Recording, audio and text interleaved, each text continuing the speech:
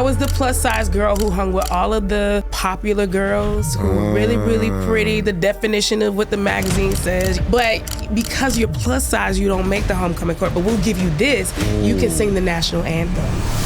You know, and the older I got, that darkness was still there. I would literally minister at church. I would watch them be healed. And I would go home and just be in the dark. Like, I would be plagued. And I'll never forget one night I woke up and I know it was Holy Spirit. He said to me, let's rewind the tape a little bit. Okay. Let's go back to about 2014.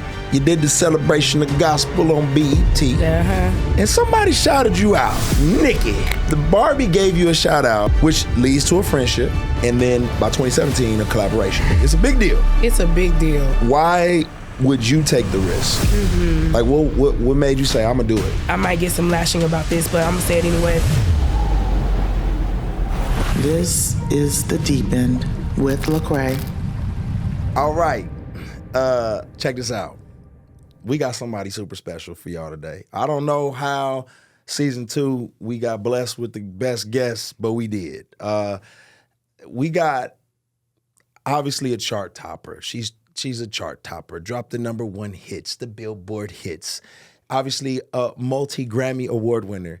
And one of them Grammys, you know what I'm saying, I got to get with her. You know what I mean? It's a dual thing. I got to be a part of that journey. It's major. But she's also, you know, a boundary pusher and somebody who's real, who everybody can connect with. It's almost like, you know, you feel like, man, I relate. That's my sister right there. I love her. She's a lot of things. She's a wife. She's a mother. She's my sister. Tasha Cobbs Leonard in the building. What's up? What's going on, man? I made it. It's a lot of things you've done. I just want you to know that. When I got to go down the list of all the accomplishments, like, you've done a lot of things. Oh, my goodness. Do you feel that? Do you feel like, man? I don't feel the weight of it, which is great. I feel like I just feel blessed. I don't feel deserving. Okay. So, you know, that's a weighty question. No, I'm just saying, like, I don't feel the weight of it though. Okay. So when people go down lists like that, I'm like, whoa, okay. I mean, but it is like, it's super impressive. Like, wow. It's like, wow. Same. Well, okay. I mean, but I'm just saying, real recognize real. I sit back sometimes and I'm like, man, you know, like, what happened? You know what I mean? Yeah. But then on the flip side, but here's the difference is like, when I was a kid, it wasn't like, it wasn't positive. When you was a kid, you could sing the church down. They was like, she going somewhere. That girl gonna do some things. So, and what's funny is I do want to talk about that because a lot of us do know you for all the major accolades and things you've accomplished and the shout outs and the billboards and the Grammys. But let's go back to Lil Tasha. Lil you know what I mean? You know what I mean? So just like you was a PK. Yeah. So talk to us about where like growing up a PK in Georgia, you from Georgia. Yeah. What was life like for you? I didn't grow up in church. So I didn't get saved till I was a grown man. So I'm we like, talked about that. Yeah. So what was life like as a PK? What's the highs, the lows? I am the definition of a church kid. Okay. Like when you think about church kid, that's me. I love church. Yeah. When my parents would discipline me, the discipline was you don't get to go to choir rehearsal, you don't get to go to I love church like that. Like I was the church kid. But you know, I look back, I think the older you get, you start to realize some areas where there was deficiency or trauma. Okay. You know, like for me, and I've had this conversation a bit more with my mother now, more recently, because I'm more verbal about it. Okay. For me, I do feel like because I was a very mature kid, I at a very young age, there was a calling that people could, you could see that it's there. Yeah. I think that I was exposed to a little bit more than possibly a 10-year-old should have been exposed to. Like, the dramas of church. Yeah, you in the elders meetings. These are, right, things of that sort. I remember vividly when I was younger, like one of the deacons came to me and was like, hey, while y'all at school, make sure my son is doing his homework. Make sure, the weight of responsibility that shouldn't belong to me. You know what I'm saying? Yeah. And so when though I loved church, I feel like there was just some responsibilities that I was expected expected to carry that shouldn't have been on a 10-year-old, you know? 10 is crazy. Right, you know what I'm saying? So my dad actually started pastoring our church when I was 10. So I grew up in our family church at first. Okay. So our family was very, very active. All of my mom's sisters, my grandmother, my grandfather was the chairman deacon, you know, like, so it was a family church. And then when I was 10, my dad launched a church in Scriven, Georgia, which was about 10 minutes outside of our hometown, Jessup. So even wait, then... talk about, say the name of that. Say the name of the place where the church was. Scriven. Come on, shout out to Scriven. I don't know if I've ever did a shout out to Scriven. Everybody is Scriven like, yeah. Finally. All 8 of y'all. Yes. And so when he did that, the responsibilities even became more heavy because now I'm the pastor's kid. So you got the responsibilities of, you know, the Sunday school administrator, you teaching Bible studies. By 12 I was doing all kinds of stuff. And it's cool because it was popular back then, but I think sometimes you just want to be a kid. Yeah. You know what I'm saying? Yeah. And I was not that kid. So take the pressure off my mother. I was the kid who was just grown too. Okay. So when you look back, I was that same Tasha like that I am now. I was a thinker. I was clearly. Yeah, they you know, entrusted you with a lot. Put myself on fast. I was just doing too much. Tasha, you know what I'm saying? Time out. I was doing 3-day fast when I was... hold on, time out. Y'all don't judge me. We are figuring out what crayons we gonna use. I'm up there fast. This is the truth. My cousins would be like watching cartoons and stuff. I'm in there watching Jimmy Swaggart and Benny Hinn. I would make my brother lay hands on the TV back then. Benny Hinn, I got to teach you. This is church stuff from back in the day. Different. Benny Hinn would be like, "Hey, I feel healing. So I would tell my brother because my brother wore glasses. Like, God's gonna heal your eyes. Put your hands on the TV. Put your hands on. And they were crazy enough to just listen to me. I was that kid. I was super. So right now, nobody was like, I just want to watch Tom and Jerry. I just want to watch Tom. I want to play Nintendo. What are we doing? Why are we in a prayer conference? Okay, wait a minute. No, because I'm sorry, I got to camp out because I've never heard anything like this in my life. Really? No, like ever. I got some churchy friends. Like you win. I'm at the top. If it's a churchy battle, you won the battle with the Benny Hinn hands on the television. Listen, like that's you gonna get healed today. Okay, so wait, you preaching stuff at 10 years old? I did my first sermon when I was 10. Okay. They called it a trial sermon back then. What was the goal? Like what in your mind? If you could go back as a little you, what do you feel like the goal was? Like were you just like was your mind like I just want to be holy, or was you like I'm gonna be a pastor, I'm gonna be a leader? Like what was you? What was the goal of all of this? That's so crazy for you to ask what the goal was. I have no clue. No, you know, I feel like it was fulfilling purpose. I really believe that. I feel like it plays a major part in who I am today. Yeah. Honestly. You were just being you then. Yeah, it was me. It was me through and through. That's like literally at school, I have a, even when we were in high school. In high school, one of my aunts was the social studies teacher in 3rd hall. Yeah. And all of us church kids would hang out in the hall. We'd be out there singing church songs. She would come out and say, there's a time and a place for everything under the sun. Now, she was in the same church as us. Yeah. But she's like, y'all are doing too much. Be kids right now. You know, so, yeah, I think it plays a major part in who I am right now. But honestly, just... this is comical, but when it comes to fasting, I be telling my husband, like, listen, I got fast stored up. I started when I was 10. Y'all need to reach back there and get one of those. Like, nah, baby, you gotta do that one on your own, baby. Yes, relax. I got fast stored up. Church-wide fast, except me. Except me. Okay.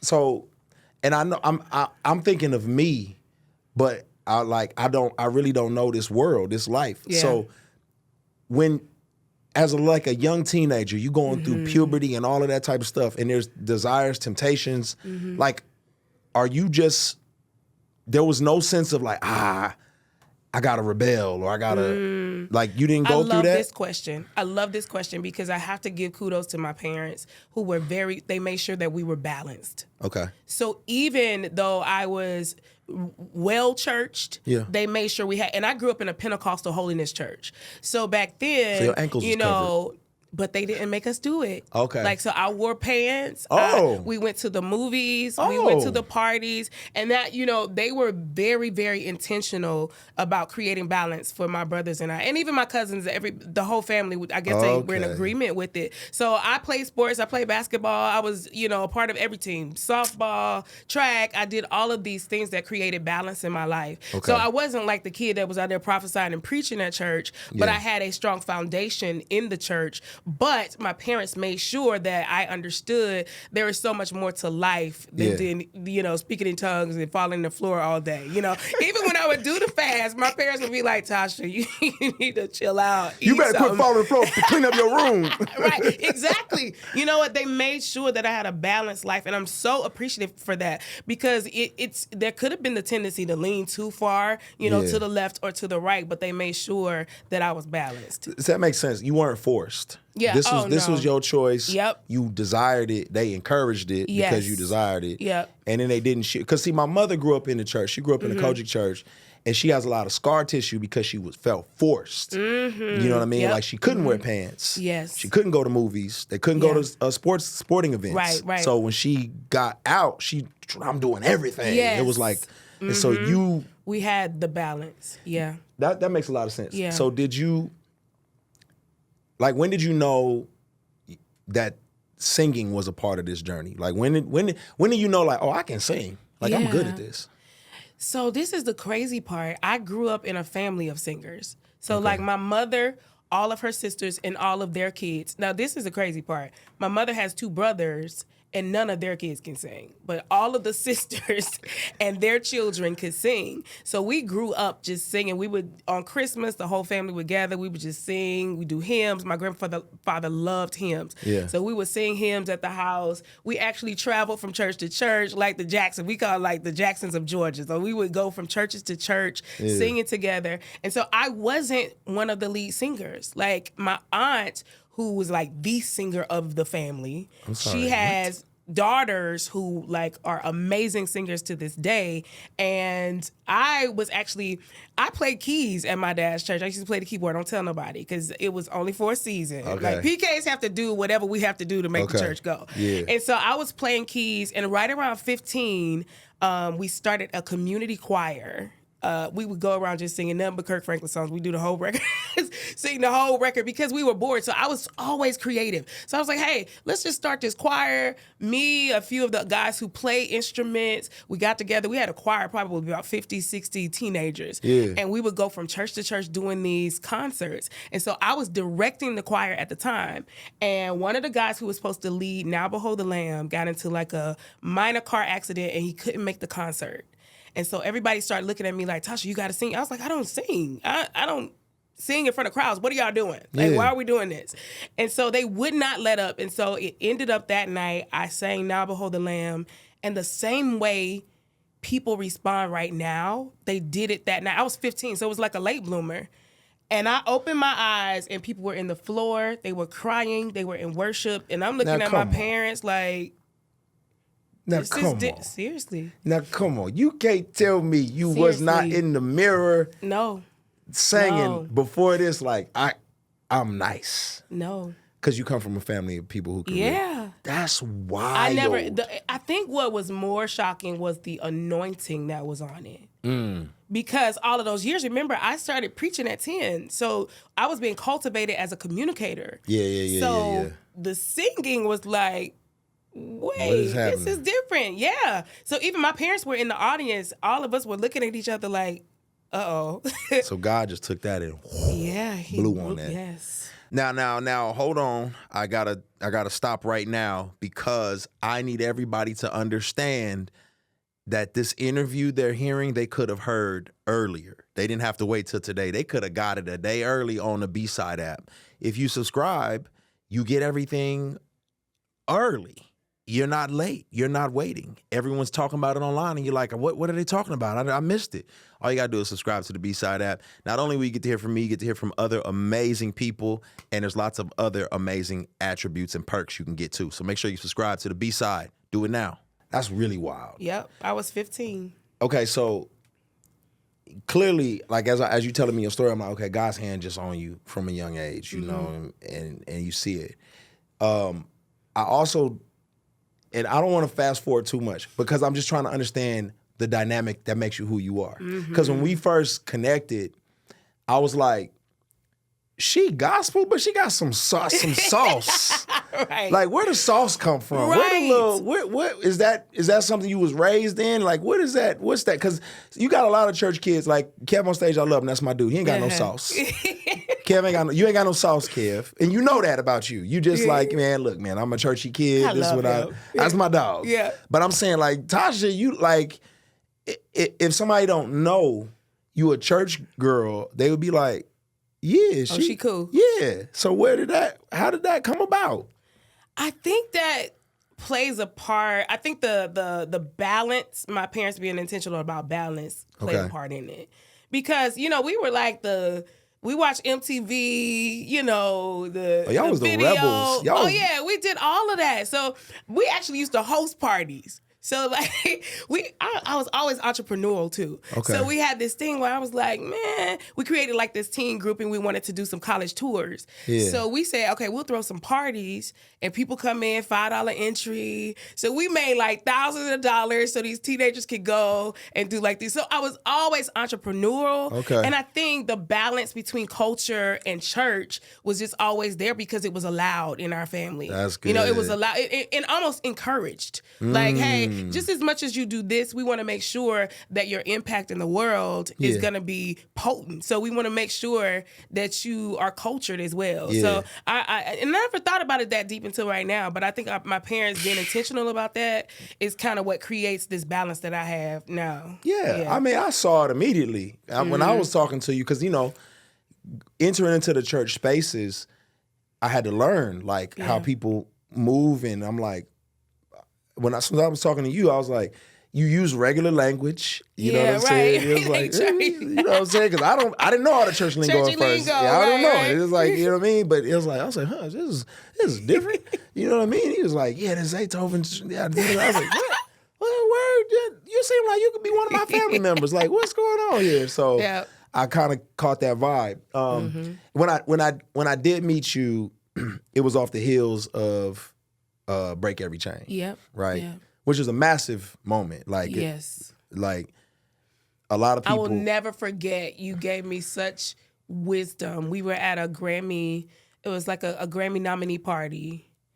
And it was my first time meeting you, and you gave me some wisdom that even to this day, I lean in on it. Like, so I take a moment to say thank you. Thank you for not like hoarding or holding on to the wisdom that you've learned over the years, because that was necessary for me at that time. It's three people, you, CeCe Winans, and Ricky Smiley. During that time when Break Every Chain was really blowing up, y'all gave me 3 nuggets of wisdom that I'll never forget. Sheesh. Yep. Hey, y'all heard That's a lineup. That's a lineup. You heard that? I'm with CeCe and Ricky. Yeah, sure did. I just remember how big that was. You know what I mean? And it was like, it's a big moment in the culture.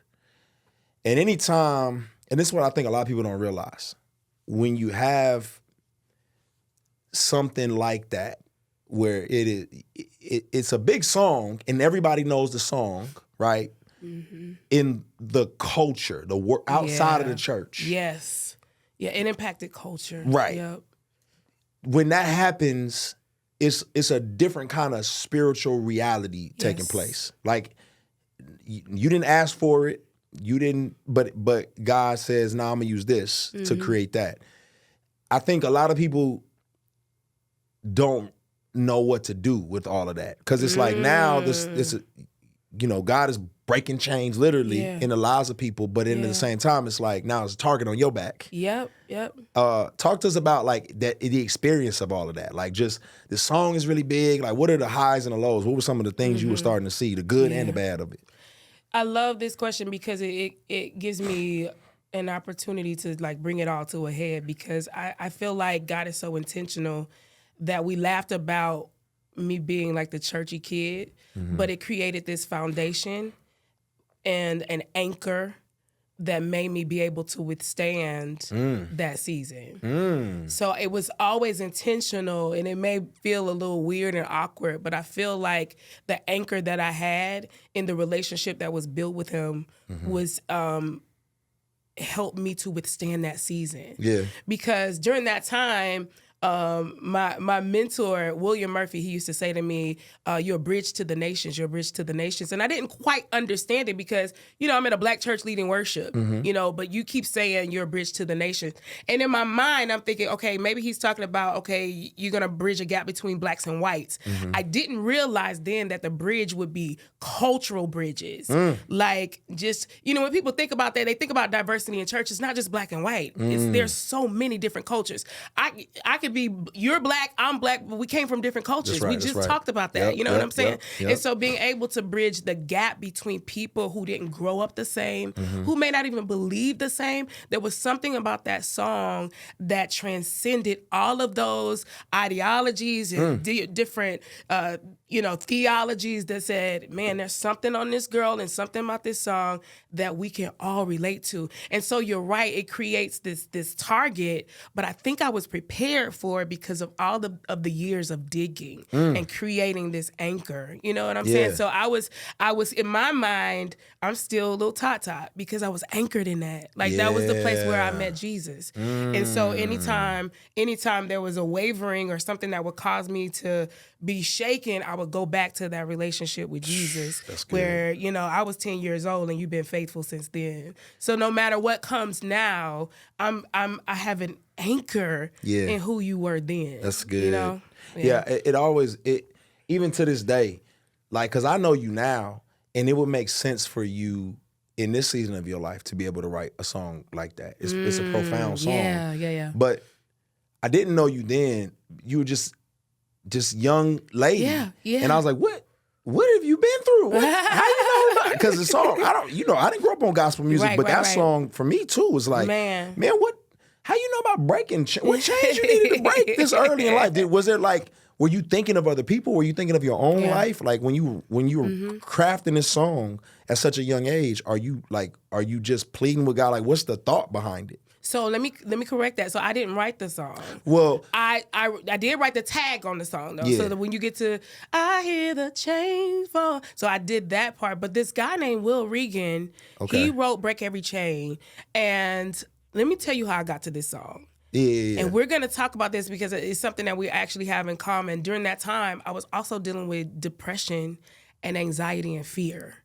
So I was ministering at my church every week, watching people get healed, set free, and delivered. And I would go home for days in the dark, under covers, like being plagued by fear, anxiety, and rejection. And I remember we were traveling to an event somewhere in Georgia, and I like to drive. So I was just driving the whole team, everybody sleep on the way back, and I just kind of let my, during that time, I would just let YouTube play and see whatever would come on. And the song Break Every Chain came on. And I was just like, oh my, I could feel these walls that I had built up just slowly, it was breaking away at something that I had been dealing with for years and struggling, going from altar call to altar call. Lord, what is wrong with me? Why can't I get rid of this? But that song, it started to pierce those gates and those walls that were built up, causing this fear and depression. And for 2 weeks straight, I just played that song over and over in my house, and I can feel the depression begin to break off of me. So I think a lot of times when people hear me minister that song, people ask me, do you get tired of it? No, because I have a testimony of the impact that it has on somebody's life. And so I have this expectation that every time I start saying there's power in the name of Jesus to break every chain, somebody in that room is being free from suicidal thoughts, from rejection and fear, anxiety. So for me, it's much more personal than this is just a pretty melody. And I think that's what comes across even when you hear it, on the radio or you hear it in your house, that she has some type of personal connection to that. And that's what I feel that people feel when they listen to that song. So this is the funny part. we're going to be serious because I want to talk about what you just said. Yeah. But the funny thing to me is, if you can re-sing somebody else's song and people think you, right, that means You done sang that thing all the way down to the ground. I told him, I said, you wrote this for me. Like, it's evident he wrote. I think it's songwriters, and we're songwriters. Yeah. Sometimes God will give you something for somebody else, and he gave him that one for me. Yep. I wrote some songs for some people. I ain't gonna say which ones, but they for them, and I don't need no credit. Yep. So, yeah, let's talk a little bit about that. You talk about depression and anxiety and the ongoing battle with it, right? When did you first feel encounter this reality of I feel a weight? And I just recently started talking about this. Is probably the first time I've spoken about it in an interview like this. When I was younger, I feel like it was there, but I had mastered masking it. Okay. Like, I was the plus size girl who hung with all of the popular girls who were really, really pretty. The definition of what the magazine says, slender, long hair. Time out. I forgot you were plus sized. Yeah, you were. Dang. I just hit me. I was like, yeah. That's fun. I forgot. Yeah, that's how you. Good job on whatever you've been doing. Thank you. Good job. Hey. I literally have forgot. Working that's crazy. It out. Yes. Okay, go back. Yeah. My bad. And we can talk about that too. Yeah. But and I was like the plus size girl, dark skin. So there was these things. So for me, like for instance, in high school, it was a big deal to be on the homecoming court. Well, I'm one of the most popular kids. I am the head of every little. What do they call those social groups that they would have, the clubs? I'm in chorus, I'm in band, I'm doing everything, I'm playing the sports. But because you're plus size, you don't make the homecoming court. But we'll give you this. Ooh. You can sing the national anthem. Ooh. So it's just as big, but you don't fit the mold of what this could be. So it's all these little blows that I would mask and say, big girls still rock. Back then Monique was out, and so she was empowering big girls. And I feel like back then it was there, but I found a way to mask it by overachieving. So I'm going to make all A's. I'm going to show you that I'm just as good as everybody else, and so I don't have anything to worry about. My parents were very, they affirmed me very well. And so I feel like it was there. I had a conversation with my cousin sisters. So we have cousin sisters. Yeah. Like, we're cousins, but we raised like sisters the other day. And she was like, Tasha, I never knew. You talk about it now, and she was telling me how it makes her feel. Yeah. And I was like, I don't think I had definition for it either. Because back then, you raised in a Pentecostal holiness church, so you don't go to therapy, you don't have counselors. It's shunned. So you don't have words or language to articulate what you're feeling as a child or even as a teenager. Yep. And it may not even be appreciated, because here's another thing. I grew up in a home where we were pretty much middle class, so I didn't lack anything. Everything we needed, we had. So you don't get to complain. Yeah. You don't get to say, I'm feeling some kind of way, or I got a darkness. Yeah. And it's not something, that my parents would say. It's just you just feel culturally, like that. Yeah. There are other kids who are going through, Tasha, you need to hush. Yeah. You know what I'm saying? And so I think all of those made me just bury those feelings. Everything that I just mentioned made me bury those feelings, because you get to sing at homecoming, so don't complain. Wow. You got the new Jordans, so you don't get to complain. So I feel like that all played a part. And the older I got, that darkness was still there. Like, what is this that I'm feeling? I would literally minister at church, and I would watch them be healed, like literally healed from diseases, set free. And I would go home and just be in the dark. Like, I would be plagued. And I'll never forget one night I woke up, and I know it was Holy Spirit. He said to me, Tasha, you're dealing with rejection. And so I got up and I washed my face, and I was like, I've never heard of this. I had never heard of the spirit of rejection. I don't know if it was just something I ignored or just missed in church, but I had never heard of it. So I started studying it, and everything that I read was like, this is what I'm dealing with. Yeah. Like, rejection depression is a branch off of the root of rejection. failure, my fear of failure all of those years. That's a branch off of the root of rejection. And so all those years I'm going to altar calls and he's like, you've been calling it the wrong thing. You're not dealing with depression, you're dealing with rejection. Oh, wow. And until you deal with the root, you're going to keep cutting off branches. Yeah. So then, bro, that's when I started like, okay, let me study this. Because I feel like when you get a revelation or understanding of something, that's how you can really address it better. So I started studying like all these years. This is what, and I went to therapy, to get confirmation like, hey, so how do I deal with this in a practical way? Right, what are some things that I can do practically right. to help myself get through this? And she was such an angel, to walk me through that. She was like, a lot of what you're dealing with is self-rejection. So we go back to those years where, hey, this is the church girl who the deacon is looking for her to take care of his son at school. And so all of those years I was rejecting the flawed Tasha. Like the Tasha who, you do have issues and it's okay. You're a preacher's kid, you're anointed, but you got some issues and you got some flaws and that's okay. Yeah. We're going to love you anyway. And so I had taken on the responsibility of rejecting those flaws because I didn't know how people would receive them because I'm the apparent you got it all together. Yep. That's so good. I'm glad we started where we started because now I can go back and just be honest about, though it was good, you fasting, you doing all that kind of stuff as a kid, but there were some things that needed to be dealt with. Yeah. No, that's really good. That's actually helpful. I feel like that actually is liberating even for me as I think about it because, as a kid, you don't realize you're masking stuff. You don't realize you're overcompensating. And I think that's it's probably why, as we sitting here talking, as I think about it, it's probably why we're so accomplished is because internally we're driven, because we are wired to be driven, because we had to be to deal with all of the. It's like I don't want to look at any insecurities, any struggles. I'm just gonna win, just keep it moving, achieve, keep pushing, and even to this day, I'm similar. I don't celebrate much.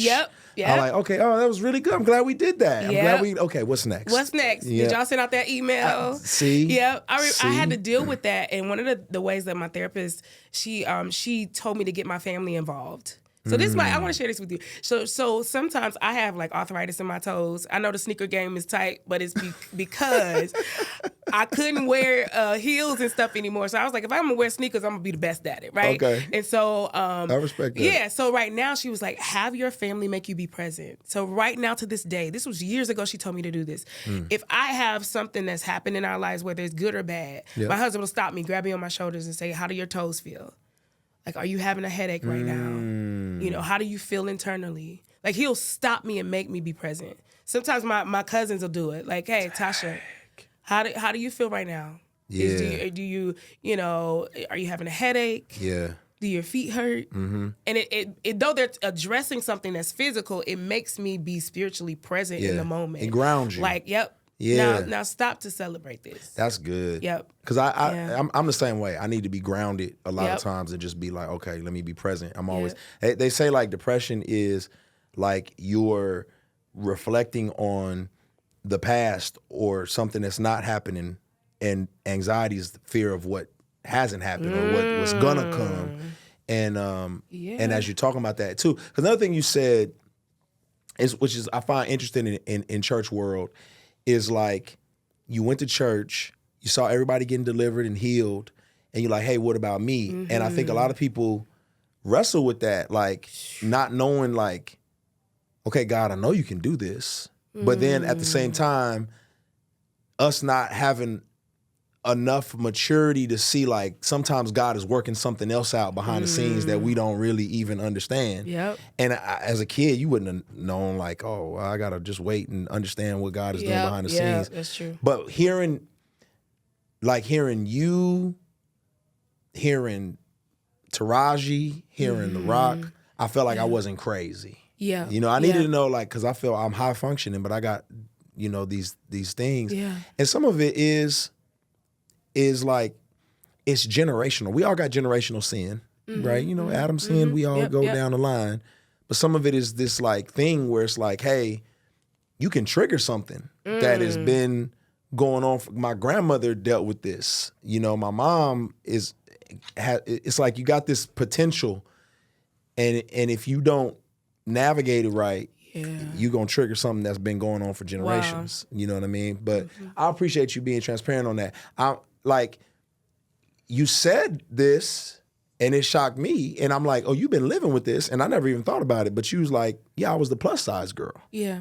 Yeah. And I'm like, yo, but see, I'm saying how even me, I can just look at your accomplishments. I can look at how well you sing. I can look at everything and not think, oh, that's something that could be internally created. So what was that like? It was people ask me all the time, even coming into the industry, I think I just had this ability to compartmentalize things. Like I feel like the prejudices were there. Okay.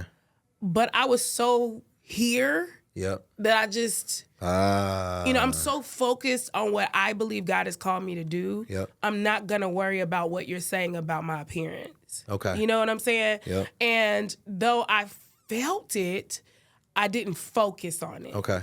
And it goes back to what you were I was so driven that I didn't have time to stop and deal with the whatever people were saying about my appearance. Yeah. You know what I'm saying? Were there like people saying stuff? It would be, comments and stuff for sure. For sure. Yeah. I remember one time, there was a comment where somebody would say, you can't lead me into worship because I can't get past, the way she looks. It just things like that. And back then it was like MySpace and Facebook, but still it impacts you. To this day, you can have 1 million positive comments. For sure. And that you're gonna focus on that one. Oh. You're going to focus on that one. Yeah, I know that. one. It'll just rub you the wrong way. And so that was just another place where I had to overcome the whatever comes with this platform. Yeah. And so I even then I would do hey, big girls rock, bigger. And I don't know that I fully believed it. Mm-hmm. You can say one thing, but feel something else. Yeah. And I feel like it was the thing to say because I'm a plus size girl with a platform. People are watching me, people are following me. There's this song that has gone crazy. This album is #1. And so you gotta be positive even about your appearance. Yeah. So I took on that language. Yep. But not necessarily, I don't think I felt it. Right. Yeah. Did you even want to embrace that, or you just did it because you had to? Did you want to? Okay, right. Okay. Yeah. You just it's there. It's not going anywhere, and it's visible. Yeah. So you have to choose a side. Either I'm gonna be depressed about the way I look, or I'm gonna be positive about it. Yeah. I wish even now, that I could say that I was okay with it, but I can't say that for sure. Yeah. And I know my family don't like for me to say that because they're like, you were always just so, but it's just, I learned how to mask it behind language and behind my actions. Yeah. That I'm okay with this, but I wasn't.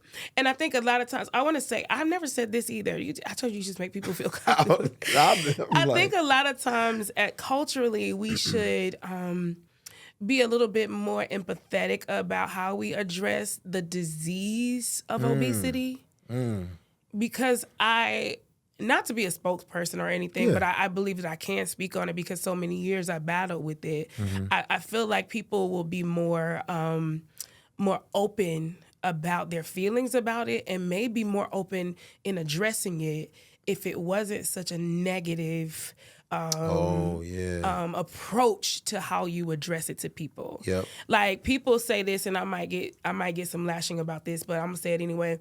People say even in church, we are reluctant to go into your churches because of the way you address it is jokingly. Yep. If we address it in a more loving and kind way, that's how I feel. We understand this is a struggle, or this is your reality. It's a disease. Yeah. Let's navigate this. Yes. I never even considered that. I feel like the and even when I started to lose the weight, I started having more conversation with my family about it, and I would say, looking back at pictures now, I'm like, man, I was dying. Y'all didn't say nothing. Well, we didn't know how to address it. We didn't know how to say it. And I think to speak on behalf of those who are plus size, if you do it in a more loving manner, because I love you, I feel like maybe together we can address this in a way. What do you feel like would be the best way to do it? You know, for us to do it together. I don't know that people, and even especially back then, this was like the 90s, so nobody, you didn't have a lot of language for it. But I feel like now, if I were to give any advice in that area, it would be to do it in a loving way. Let them see the love of Christ in the way that you address it, and I think the response would be much better. You breaking chains today. I never said that before. That's very educational for me too, because I'm just, as I'm thinking about it, I'm like, man, at the end of the day, everybody's got some kind of insecurity. Yes. Every single human being under the sun. And most of the times you're slandering somebody else because it makes you feel better about yourself. You know what I mean? But I feel like everybody got something they dealing with, but few of us are brave enough to say, hey, this is the thing. Yeah. And I appreciate you saying like, hey, this has to be addressed differently. Yeah. You know what I mean? I feel like it. And I, even in, you know, with our churches and stuff, I think we should address health more, but in a way that's so loving. Like, create a space, create, I don't know, a small group that does working out, exercising, invite your friend to come with you, something like that, where it's not so aggressive and just... Like you own, take like, the y'all edge need off. to do something different. Yes, take the edge off. Or crack a of joke. It. Yeah, that's really good. Yeah. You got my wheel spinning. Yeah, because people's lives are hanging in the balance on that. Like, when I look back at those pictures, it makes me sad because I feel like maybe I didn't create the space for my family to address it with me. But also maybe they just didn't know how. Yeah. Yeah.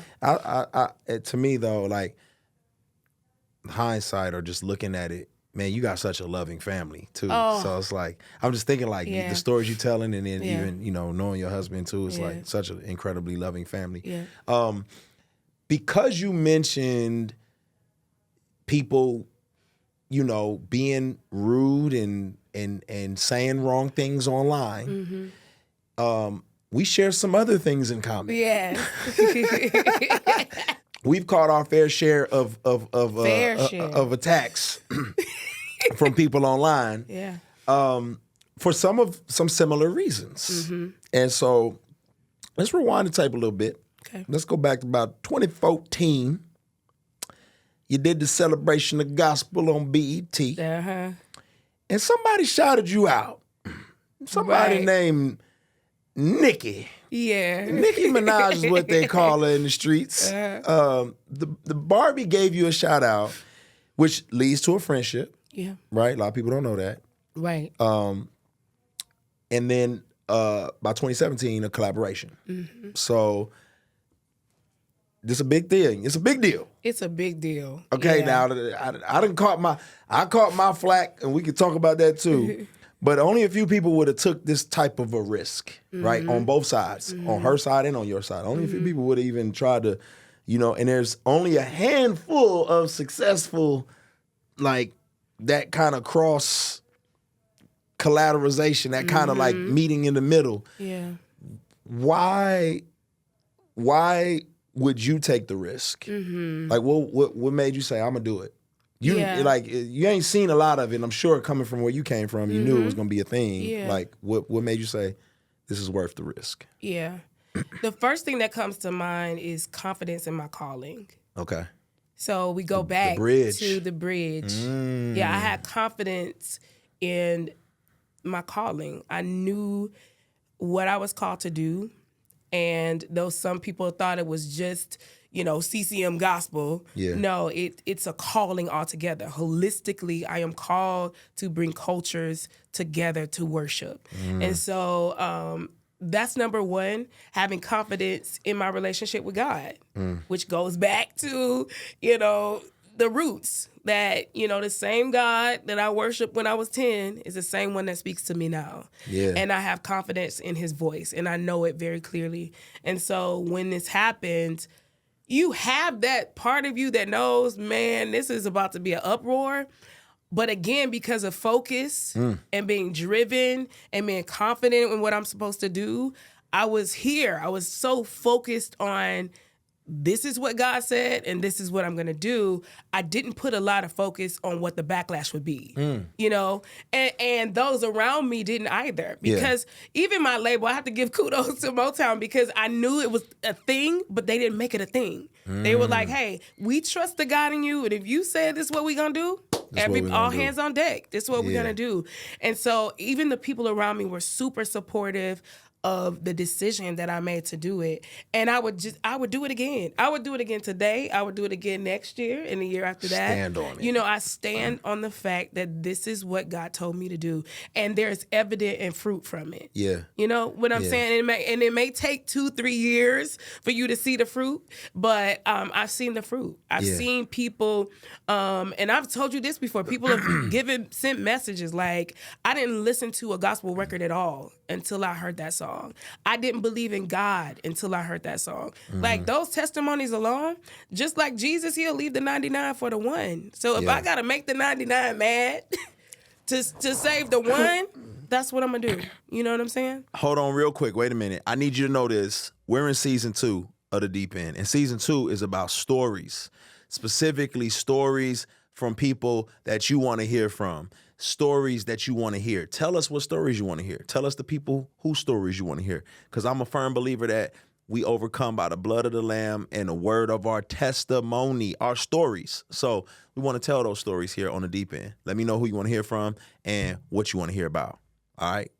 Blessings. It sound like Coach Jesus calling plays. Come on.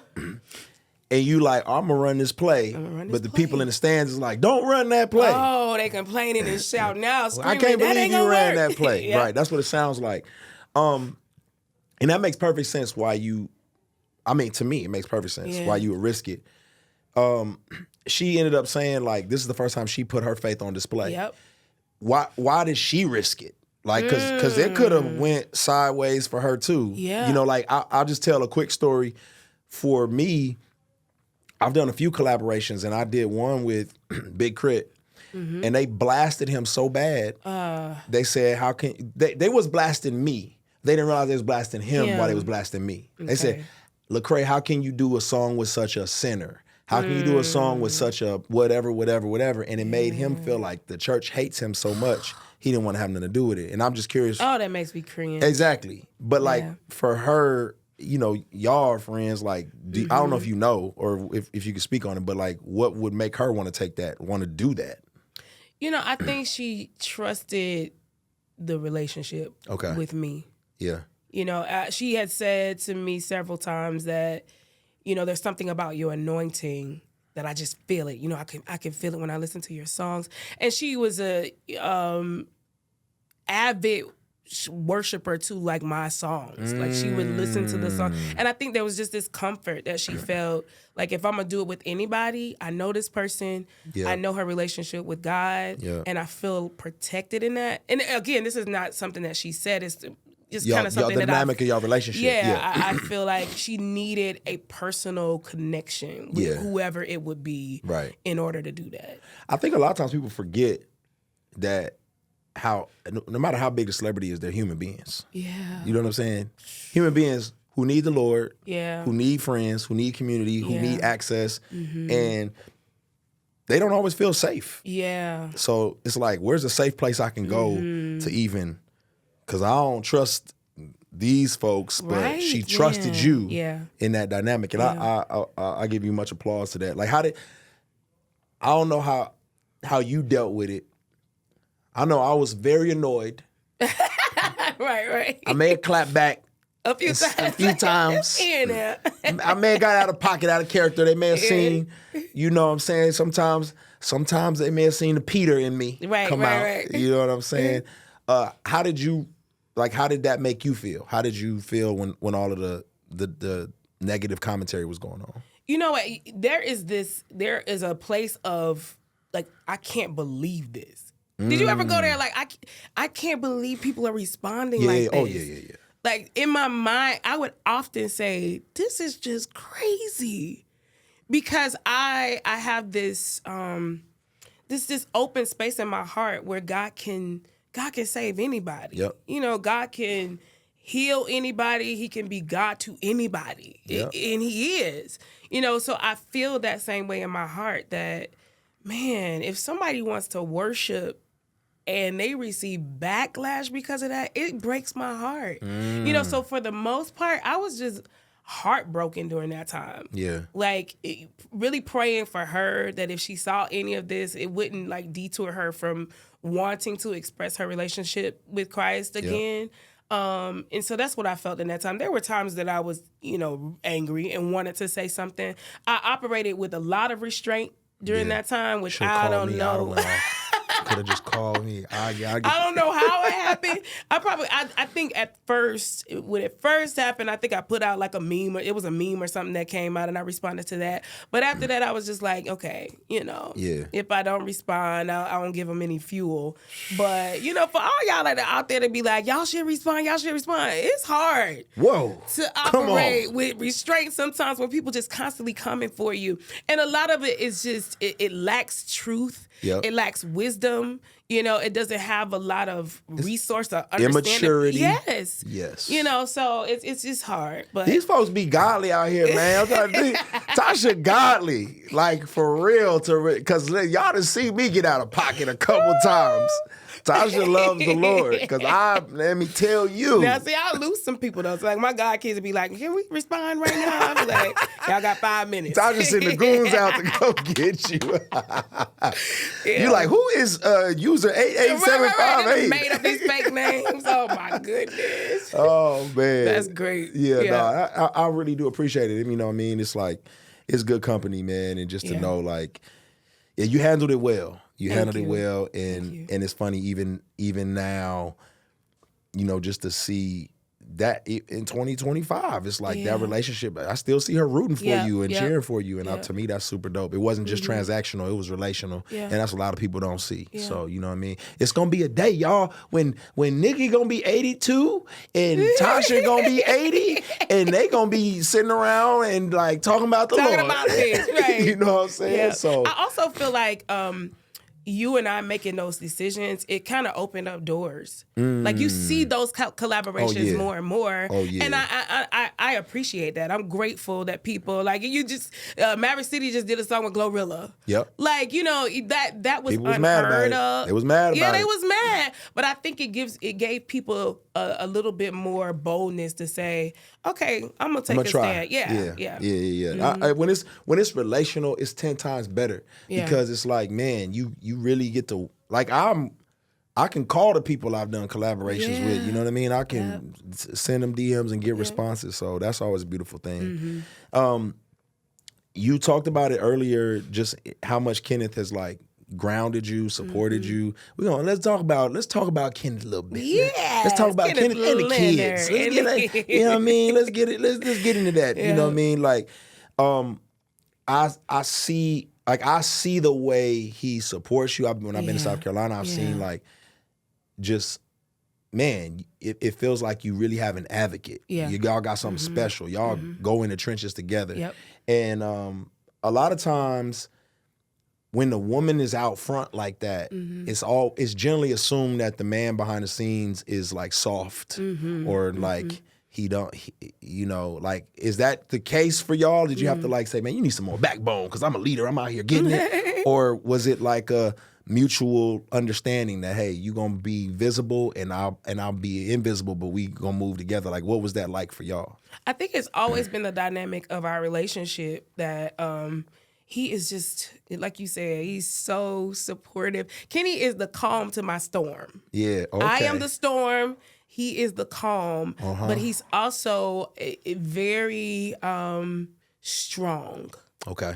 So when you say the dynamic between us, it looks like, it's so crazy how this even work. It looks like I'm the strong one because I'm on the stage. I am not. Okay. I'm the one that's like, okay, I need a moment right now. Yep. I'm super introvert. Okay. So in those moments, like, I am the most awkward kind of, I'll be like, oh my God, I need my husband right now. I don't know what to say. What's this conversation about? Like, literally, I lean on him for every single thing. Yeah. And it's so God, it's a God thing. Like, the way we just match. Our personalities, the way we lead. Like, we have a church. So he's the fatherly, like, warm, the way he leads. He's a processor. He's an engineer by trade. So Kenny is about processes, procedures, that kind of stuff. I'm just like, hey, let's go. Let's do it. Let's do it. This is what God said. Let's go for it. He's like, time out. Yeah. What's the process gonna be here? So we match when it comes to that. You know, he's super talented, of course, producing, musician, all that kind of stuff. So the way that our gifts just kind of merge and make this beautiful entity is just awesome. Yeah. So he's the strong one. I am the one that leans in on him. I love it. Yeah. I love that, man. Yeah. I think that's often, my wife is the same way. Like, she's solid, strong, sturdy, doesn't get shaken. I'm like, man, can you believe what that? Well, you might want to just get off the internet. Yeah, don't look at the comments. It's like, you're right. Yeah, you're right. But I want to, you know, and I want to tread lightly, but you can articulate as much as you want to articulate. I know you've talked about it before, but I also want to be sensitive. Let's say historically, I guess you got a prophecy about you having a child, and then, you know, y'all get married, and like, what's the outcome of the story? Because some people don't know the outcome. I'll let you share what you feel comfortable. Yeah. So we have a blended family. We have 4 amazing children, ranging from 22 to 3. Okay. Figure it out. How do we do this?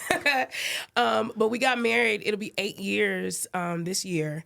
And for about a year, you know, we were trying to have a baby, trying to conceive, and it just wasn't happening. And honestly, throughout my adult life, I felt like there may be some issues going on with me, like reproductive wise. And so we went to a doctor, and they told me that I had endometriosis. And so with that, the scar tissuing from the endometriosis had caused some major issues as far as reproducing. And so for a year, we went back and forth to Houston once a month. We would fly to Houston once a month to clear the endometriosis out of my body. And so after a year, we said, okay, we're going to go through with IVF. I was right at 40 years old at the time. And so it was... That's like when they the process of like the injection type process. Yeah, okay. yeah. So so IVF. I was right at 40, maybe 39 at the time. And so that's already, you know, you're a little You feeling like older. Sarah? Yeah, you're older. And so I didn't have a huge egg count. Okay. And so we said, okay, we're gonna go through with IVF. We're gonna have the embryos, take the embryos. We had 3 embryos and 1 embryo that was like perfect. And so we implanted the embryo and we lost the baby. So, of course, you know, and I wanted to talk about this because during that time and losing a baby, it was right before I was about to record an album called Royalty. So I'm going into this album thinking, I'm going to talk about we're the royal priesthood and, you know, holy nation. And, rah, rah, rah, rah. I did this photo shoot wearing crowns and all this gold. And I'm thinking, you know, I'm going to go into this. Got to do this kind of stuff. You know, I never thought that album will be birthed in a season where I was questioning my relationship with Christ, where I had shattered faith. You know, I didn't know if I really believed anymore. You know, and that album, though it didn't sell as much as the other records, when people talk to me about going through seasons of depression and dark seasons of their lives, they always testify about that album. Man. And because it was birthed from a place where I was broken, man. I was broken. And I feel like I'm in this place right now where I feel like ministers and people who are called to release music that helps people navigate life, I feel like we should lean in a little bit more to those people who, okay, I'm a believer, but right now, I just don't know how much I believe. You know, right now, I'm broken. I know that. You know, and during that time, I struggled to find ministry that spoke to me in that place. Just to be honest, I struggled to find that. And so even right now, I'm in that space now where I want to minister to the person who has shattered faith. It's not completely gone. It's just that right now I'm in a place where I'm just wavering. You know, I don't understand. So that's where I was. And I put out that record. And it was one thing I knew. It was one thing I heard. God say, do this anyway. And I was just like, oh, man, in a broken place. If you go back and look at those videos, I was still bandaged up from, you know, I had a bandage. I was swollen just from all of the ejections and the hormones. And I remember just being shattered in my faith. And I got home after that recording.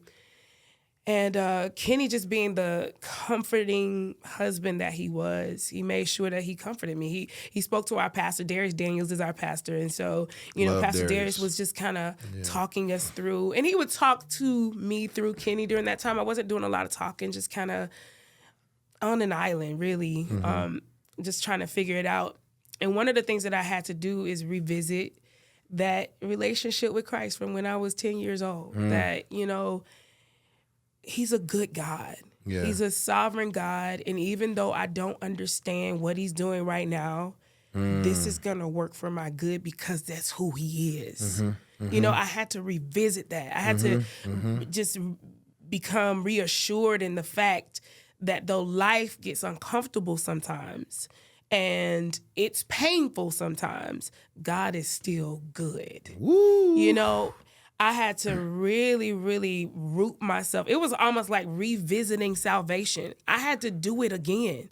Like I had to, and this was a decision that I had to make. It was a choice that I had to make. That when the person who has been singing about faith, teaching about faith, you know, preaching about faith, really has to operate in faith, is your faith as strong as you've been saying that it is? You telling my story right now. And I had to be honest with myself that my faith wasn't it wasn't where I had been preaching that it was. You know, it was shattered quickly. You know, I questioned God quickly.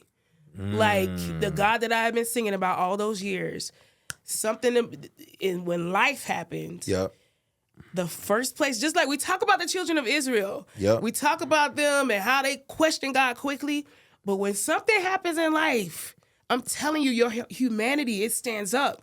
And you start questioning the God that you've been preaching about. That's where I was. And I had to revisit that relationship and get to know him again. That though I don't feel good, you are good. You know, that's where I had to go. And after that, about 6 months, you know, into that, I remember my husband came to me and he was like, babe, what do you think about adoption? And I did not hear my husband's voice. I didn't hear him, you know, processing through something. I heard the voice of God. Like I heard him speaking the will of God over our lives. And I said this to Tim, that a lot of times we hear God's will, but we don't stick around for his way. Woo. We immediately, you know, sometimes I grew up in church and people will hear these prophetic words and they fall out before you hear the whole word. You know, get the whole word and hear his way. Because a lot of times our hearts are broken a lot because we chose to do it our way and not his way. You know, and we, a lot of us, if we be honest, we could have spared ourselves a lot of heartache had we stayed and waited on his way. But we want to move quickly. And so when I heard God's way through my husband, we went through the process of adoption to do it God's way. And we have our beautiful boy, Asher, who literally, we couldn't have designed a baby who is more perfect for our family. You know, but we had to choose to do it God's way. Man, I know that was a lot. that was amazing. And it was so much, I mean, that's just... You are telling a story, but you have so much experience and wisdom that it comes off like profound nuggets of truth and wisdom. Wow. You know what I mean? So it's like, it's not, it's your story, but it's so many other people's journey. I mean, it's my journey. And the way you're talking about how it's almost like somebody saying, I got shot in the head. Let me tell you how it worked for me. And it's like, oh, okay. You survived this situation, and how can I survive my situation? And then you get to the place where it's like, oh, it didn't happen the way I thought it would, but his way was better in the first place. His way is better. Yeah, and a lot of people would see adoption as like plan B instead of God's divine plan. You know what I'm saying? And it's funny to me because it's like we all want our biological child, and that's the way our brain's thinking. But at the same time, it's like you do realize Ephesians says we are adopted. You do realize you're adopted. Like God has... He chose you. He chose you. Woo. And to me, I'm like, that's even more amazing to say, out of all the kids in the world, I was chosen. You. That's the one I want. Yep. So... kudos to you. Like, what do you like? Well, I guess what would you say to other Christians who are like processing or seeing like, man, the only way to get this blessing is biological children. Like, what would you? Is there any advice or any encouragement for folks like that? Yeah, I think one of the things that I would say is to be open to God's way. Yeah, I've seen God work miracles. Sure. Through people. My cousin's sister waited 9 years. And after 9 years, her and her husband gave birth to a miracle baby. Yeah. So God will do it, but trust his way. That's if good. God is saying, I think you have to stay at the feet of Jesus to seek out how he desires for it to come to pass for you. That's good. And don't take on the pressures of everybody. Because people... It's a sensitive subject that I don't know culturally. We know how sensitive it is. Because a lot of times people will come to you, when y'all gonna have a kid? When you gonna do this?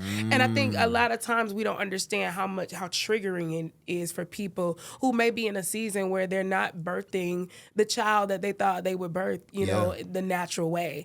And sometimes you're vacillating in your mind, how is this gonna happen for me? And then to have that constant, it could be family members, it could be friends who constantly putting that pressure on you. Take the pressures off of yourself and just really sit at God's feet and see what he desires for you. That's so good. Yeah, you're right. It is. I have one of our really close friends, very similar situation, and they battled for years and ended up adopting. Yeah. And I love those kids. Yes. You know what I'm saying? And they are the sweetest kids and just it's something special and unique to be able to say, like, you're not my second option. Yeah. Because I didn't have to do anything. I decided you. You know what I mean? So I love that. We tell Asher every night, Mommy and Daddy choose you every day. Every day. You were our choice. Yep. That's so good. I don't know if you know. You've been dropping gym after gym after gym. Now, you just been telling stories. Right. But they coming off like gems. Yeah. And I feel like that's probably very similar to what your book does. Do It Anyway. Yeah. Talk a little bit about the book and the workbook and like what's the, you know what I mean? So Do It Anyway, man. So about a year and a half ago, my literary agent came to me and she was just like, I think you need to do a book. And, she was like, what is your book going to be about? I'm thinking, that's what you're supposed to tell me, So she was like, well, tell me about your life. So I started to tell stories about my life, like we've been talking today. And I talked a lot about my father who, he was just impactful, played a major, major role in the foundation of who I am.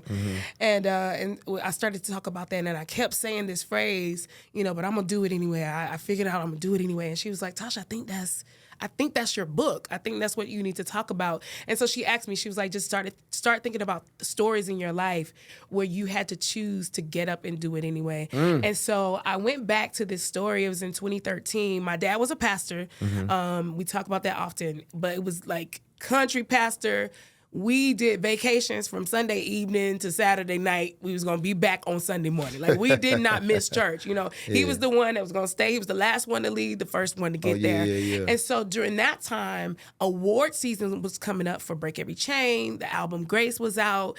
And I was nominated for Doves, for Stellars, for Grammys, and everything was coming up. And I was just thinking to myself, man, it's going to be on a Sunday. Daddy can't miss a Sunday. I know he's not going to miss a Sunday. And so my dad and my mom, they chose to come to Nashville to the Stellar Awards, and he would miss a Sunday at our church, which was huge. You know, I was like, man, they always chose us first. Like, my parents always chose us first, even though he probably was itching to get back home. He chose to be in Nashville with me. And so looking out, I had 60 seconds to sing Break Every Chain. I look out in the audience, my dad is beaming from ear to ear, smiling. And it just so happened that year they had a satellite stage that they sat in the middle of the room, and my dad and my mom were sitting right there. So 60 seconds I'm singing Break Every Chain, and I'm right, he's beaming. And my dad was a carpenter. So he had built this curio.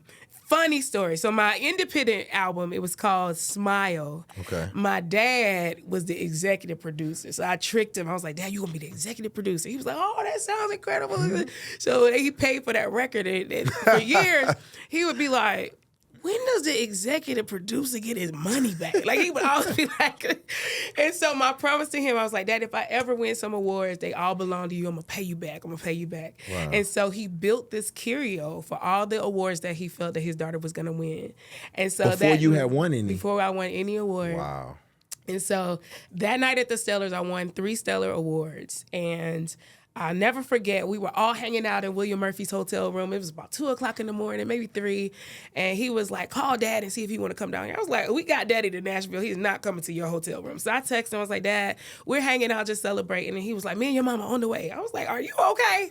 You know, so he came. My dad was one of 2 things. He was either profound or very, very funny. My dad was hilarious. So that night, he pulled out his major comedy show.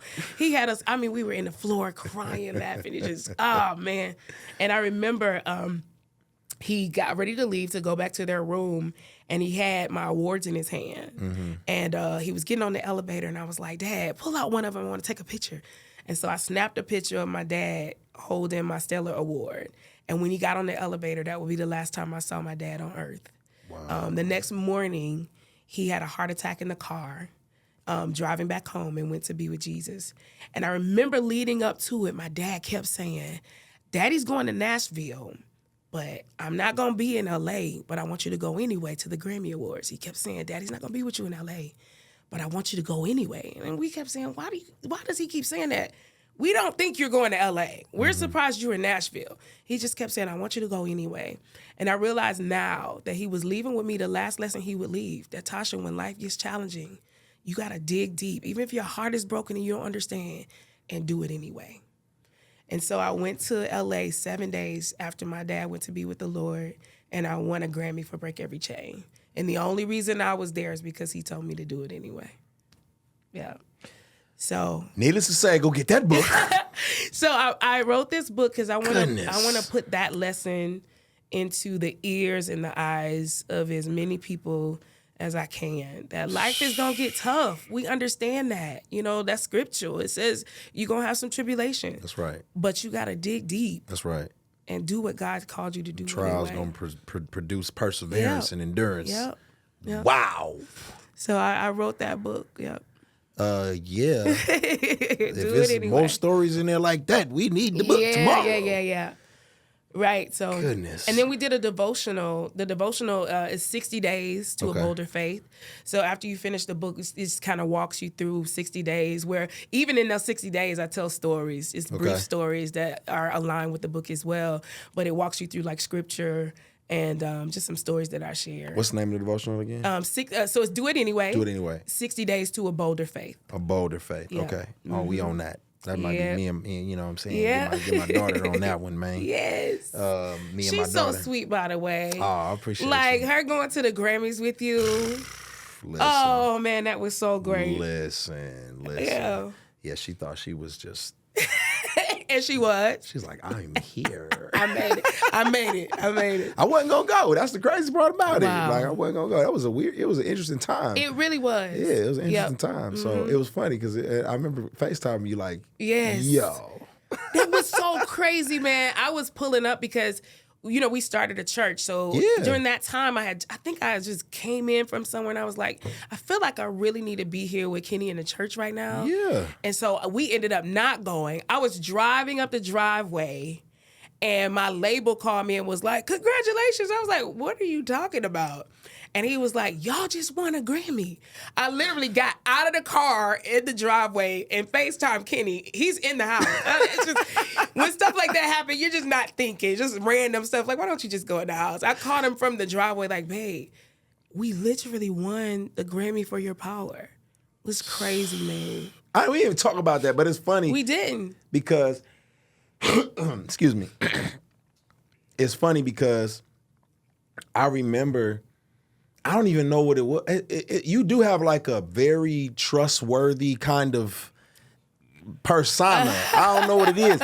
Because honestly, when I was thinking about, it's like, I've never wanted to collaborate on a gospel record with anybody except for Kirk.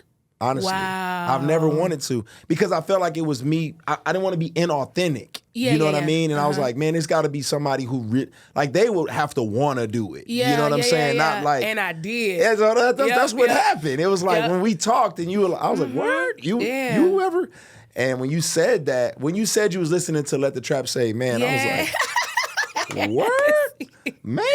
Yeah. And so I was like, I'm gonna throw something her way, see if she rock with it. Man, and that was crazy. Sent it back, and I said, "What in the world?" Yeah. So, because it was right off of people don't know this. It was right off the cusp of the pandemic. Yes. So we hadn't gone back into doing studio sessions. So like Lecrae did his in his studio. Yep. I did mine in South Carolina. Like we weren't together during that time. It weren't together. Yeah. And honestly, because the last Grammy Awards, everybody was at home. Yep. It was kind of like I was like, and I was nominated. You know, it didn't go. Yeah. And it was kind of like this one, I was like, I don't know if I'm going to go because I don't want, it was still weird traveling, getting back to it. So I almost wasn't going to be there at all. That's so crazy. It's just, God just like, hey, I'm going to put these little pieces. The way he orchestrates stuff is just, it's out of control. Man. Out of control.